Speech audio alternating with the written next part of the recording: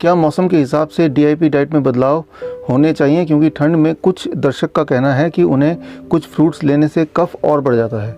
देखिए, हर मौसम में भगवान नेचर अलग अलग फल प्रोड्यूस करता है। फॉर एग्जांपल अभी ऑरेंज बहुत मिल रहे हैं, इसका मतलब जाहिर सी बात है कि अभी ऑरेंज ज़रूर खाना है। केले 12 महीने मिलते हैं, इसका मतलब 12 महीने ही केले खाना है। तो अगर ऐसा नहीं होता तो इस मौसम में केले या ऑरेंज ये सब चीज़ें क्यों होती। तो जिस मौसम का जो फल है वो उस मौसम में खाना ज़रूर है। और ख़ास तौर पे जहाँ तक कफ़ की बात है, तो जो पेशेंट हमारे पास आते हैं निमोनिया के आते हैं, या फिर ट्यूबरकुलोसिस के आते हैं, या कफ एंड कोल्ड के आते हैं, या रेस्पिरेटरी डिसऑर्डर के आते हैं, या फ्लू के आते हैं, उन्हें हम ढेर सारा फल देते हैं। ख़ासतौर पे सिट्रस फ्रूट देते हैं, या सिट्रस फ्रूट ना हो तो जिस तरह के फल उन्हें चाहिए वो उन्हें खाने बोलते हैं।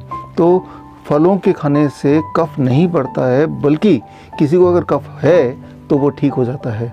ख़ास तौर पे ऑरेंजेस हैं, मौसम्बी है, पाइनएप्पल है।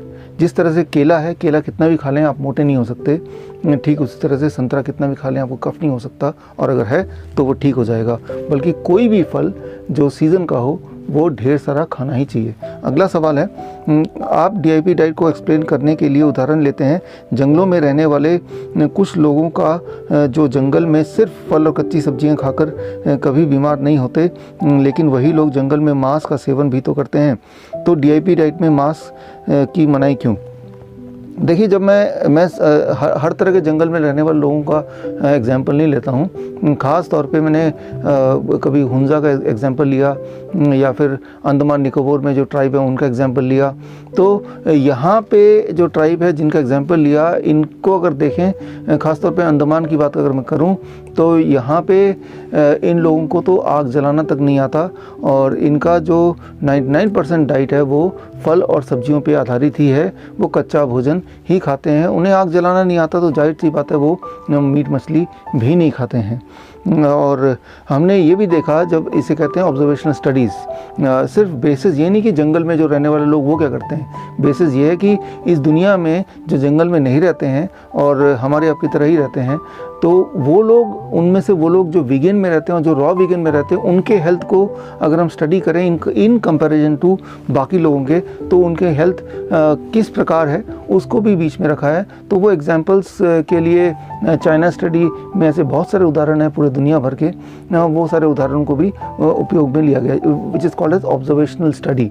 और फिर सबसे बड़ा एग्जाम्पल है कि आप खुद पे एक्सपेरिमेंट कर सकते हैं कि 1 महीने तक आप डीआईपी डाइट पे रहें, यानी कि without any animal food, without any dairy product, और 1 महीने बाद अपने आप से पूछें कि आपका ब्लड प्रेशर कैसा है, आपका ब्लड शुगर कैसा है, आपका जो घुटनों पे दर्द था वो कैसा है, आप अगर मोटे थे तो क्या आप भी मोटे हैं, आपकी एनर्जी लेवल कितनी है। अगर इन सब का जवाब पॉजिटिव मिल जाता है तो आपको तो सवाल का जवाब खुद ही मिल गया। तो इम्पॉर्टेंट तो ये है कि वो उदाहरण कौन कौन से हैं, लेकिन सबसे बड़ा उदाहरण तो आप खुद ही हो सकते हैं। सिर्फ 1 महीने के लिए, इफ़ नॉट 1 मंथ, 15 दिन के लिए तो एक्सपेरिमेंट आप कर ही सकते हैं। आपका अगला सवाल है, जो लोग बॉडी बिल्डिंग में करियर बनाना चाहते हैं, क्या ऐसे लोगों के लिए डीआईपी डाइट पर्याप्त है। देखिए, बॉडी बिल्डिंग का मतलब क्या है ये आपको समझाना पड़ेगा। अगर बॉडी बिल्डिंग का मतलब है कि बॉडी में बहुत स्ट्रेंथ होना, बॉडी में बहुत फुर्ती होना, और आपकी इम्यूनिटी बड़ी स्ट्रांग हो जाए, तो फिर डीआईपी डाइट काफ़ी है। लेकिन बॉडी बिल्डिंग का अगर ये मतलब है कि बहुत सारे मसल्स दिखने चाहिए, बॉडी के खास तरह का शेप होना चाहिए, बॉडी में 6 पैक या 8 पैक होना चाहिए, तो फिर ये सारे डेफिनेशन को पूरा करने के लिए कुछ लोग स्टेरॉयड लेते हैं, कुछ लोग आर्टिफिशियल प्रोटीन लेते हैं, तभी उस तरह की बॉडी, अनयूजुअल तरह की बॉडी बनती है। फिर चाहे उस बॉडी के बनाने के बाद हार्ट अटैक आ जाए, अभी आपने कुछ समय पहले सुना एक खिलाड़ी को हार्ट अटैक आ गया, तो जो कि मामूली बात है। अगर आप देखें, मैंने पहले भी वीडियो बनाया है, बड़े से बड़े खिलाड़ी को हार्ट अटैक आता रहता है, स्ट्रोक आता रहता है, कार्डियक अरेस्ट होता रहता है, खेल के मैदान के बीच में भी, खेल के मैदान के बाहर भी, और ये अक्सर ही होता रहता है। तो अच्छी खिलाड़ी की पहचान क्या है कि वो अंदर से भी स्ट्रांग हो, सिर्फ दिखने में नहीं, उसकी इम्यूनिटी भी स्ट्रांग हो, उसके ब्लड वेसल्स भी क्लियर हों, तभी वो रियल टर्म में हेल्दी माना जाएगा। तो सिर्फ और सिर्फ अगर आपको दिखावे वाली बॉडी बिल्डिंग चाहिए तो उसके लिए आर्टिफिशियल प्रोटीन एंड स्टेरॉयड वो सारी चीज़ें भी चाहिए होंगी, लेकिन उसमें ख़तरा यही है कि कभी हार्ट अटैक हो जाएगा, और जब ऐसा हो जाएगा तो ऐसा लगेगा देखो भाई ये तो अपनी हेल्थ की कितनी ध्यान रखता था, लेकिन उसके बावजूद भी हार्ट अटैक हो गया। लेकिन ये कोई नहीं देखेगा कि उसके डाइट में ऐसे अननेचुरल चीज़ें शामिल थी जिसकी एक्चुअली बॉडी को रियल मायने में बिल्ड करने में कोई आवश्यकता नहीं थी। अगला सवाल है आपका बवासीर के इलाज के लिए एक प्रोटोकॉल सुना है जिसमें 7 हफ्ते तक DIP डाइट लेनी होती है, जिसमें प्लेट 2 को पूरी तरह से बंद करने को कहा जाता है। ये कुछ ज़्यादा लंबा समय नहीं हो गया? इस बीच शरीर में प्रोटीन जैसा अन्य तत्वों की क्या बहुत ज़्यादा कमी नहीं आ जाएगी?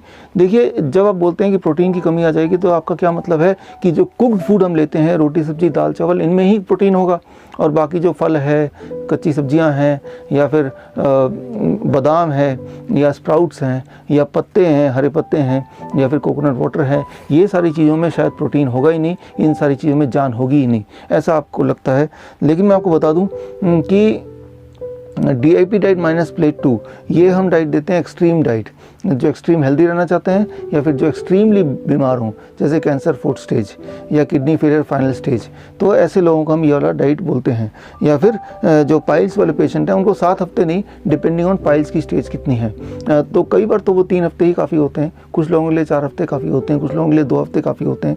तो ये देखना होता है कि सिम्टम कब तक चले गए। अगर 2 हफ्ते 3 हफ्ते में सिम्टम चले गए, खून स्टूल में खून का निकलना बंद हो गया और डिस्कम्फर्ट एंड पेन बंद हो गया, तो थोड़ा थोड़ा DIP डाइट में कुक्ड फूड 100 ग्राम तक cooked food very less oil and very less salt के साथ शुरू किया जा सकता है।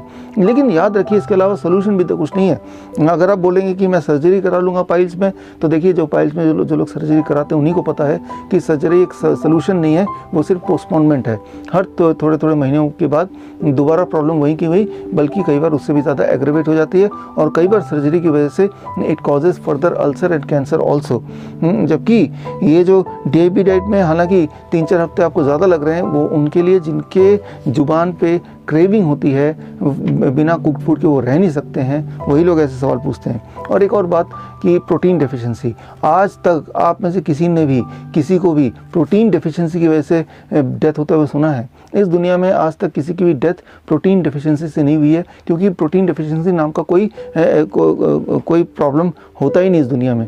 आपने कैल्शियम डेफिशिएंसी सुना होगा, विटामिन D डेफिशिएंसी सुना होगा, लेकिन क्या किसी ने प्रोटीन डेफिशिएंसी नाम का कोई टर्म सुना है? एक्चुअली ऐसा कोई टर्म है ही नहीं। यानी कि प्रोटीन डेफिशिएंसी जो है ये ऐसा कभी होता नहीं किसी को। ये जो पाउडर बनाने वाली कंपनियां हैं, प्रोटीन पाउडर, प्रोटीन शेक या एनिमल इंडस्ट्री है, इन्हीं के द्वारा प्रमोट किया गया एक टर्म है प्रोटीन डेफिशिएंसी, जो कि otherwise in real world exist नहीं करती। जो भी इंसान जिंदा है उसके बॉडी में भरपूर प्रोटीन है, उसकी चिंता करने की आवश्यकता नहीं है। आखिरी सवाल जो आपने पूछा है ग्लोबी न्यूज़ ने, वो ये, विटामिन B12 क्या होता है, इसका शरीर में क्या रोल है, और DIP डाइट के साथ विटामिन B12 मिलेगी, कैसे मिलेगी, क्योंकि ये तो सिर्फ एनिमल प्रोडक्ट में ही ज़्यादा होता है। देखिए, ये तो आप मानते हैं कि एनिमल प्रोडक्ट में विटामिन B12 होता है। एनिमल मतलब गाय, भैंस, मुर्गी, मछली, इनमें होता है। अब आप बताइए कि एनिमल जो है, गाय है, भैंस है, मुर्गी है, या फिर बकरा है, बकरी है, ये लोग क्या खाते हैं? क्या ये एनिमल खाते? नहीं, ये तो घास फूस खाते हैं। तो इनका बॉडी कैसे विटामिन B12 बनाता है? आपका बॉडी, हमारा बॉडी क्यों नहीं बना सकता है? तो इनका बॉडी इसलिए विटामिन B12 बनाता है क्योंकि ये लोग रॉ फॉर्म में लेते हैं वेजिटेबल्स या पत्ते इन रॉ फॉर्म। यानी कि रॉ वेजिटेबल को आप कितना भी धो लें, उनके आउटर लेयर में एक फ्रेंडली बैक्टीरिया का लेयर रह ही जाता है, और वही फ्रेंडली बैक्टीरिया आपके स्टमक में जाके आपके बॉडी को विटामिन B12 बनाने के लिए मदद करता है। ऐसा होता है एनिमल के अंदर, तभी उनके अंदर विटामिन B12 बनता है। But unfortunately as a human being हम 99.9% बल्कि 100% हम में से ज़्यादातर लोग कुक्ड फूड ही खाते हैं। यानी कि विटामिन B12 को बनाने वाली जो बैक्टीरिया है, पहले उनको हम किल कर देते हैं बाय कुकिंग इट, और उसके बाद वो खाना हम खाते हैं। तो इसीलिए हमारे बॉडी में वो नेसेसरी विटामिन B12 वाले बनाने वाली बैक्टीरिया जा ही नहीं पाती हैं, और बॉडी हमेशा डेफिशिएंट रहती है और विटामिन B12 के लिए निर्भर रहती है किसी और एनिमल प्रोडक्ट के लिए, जैसे कि डेयरी प्रोडक्ट। जो लोग वेजिटेरियन हैं वो डेयरी प्रोडक्ट लेते हैं, पनीर वगैरह खाते हैं विटामिन B12 के लिए। लेकिन जो लोग DIP डाइट में रहेंगे तो जाहिर सी बात है फ्रूट्स एंड रॉ वेजिटेबल आप ऑलरेडी खा रहे हैं, और क्योंकि आप फ्रूट्स एंड वेजिटेबल खा रहे हैं तो आपके बॉडी में विटामिन B12 उसी प्रकार बनेगी जिस प्रकार बाकी एनिमल में बन रही है। इसीलिए विटामिन B12 को अब हार्मोन के कैटेगरी में रखा जा रहा है, ना कि विटामिन के कैटेगरी में, क्योंकि विटामिन एक ऐसी चीज़ है जो बॉडी बना नहीं सकती है। That is how it is different from hormone. Hormone हमारी बॉडी बना सकती है।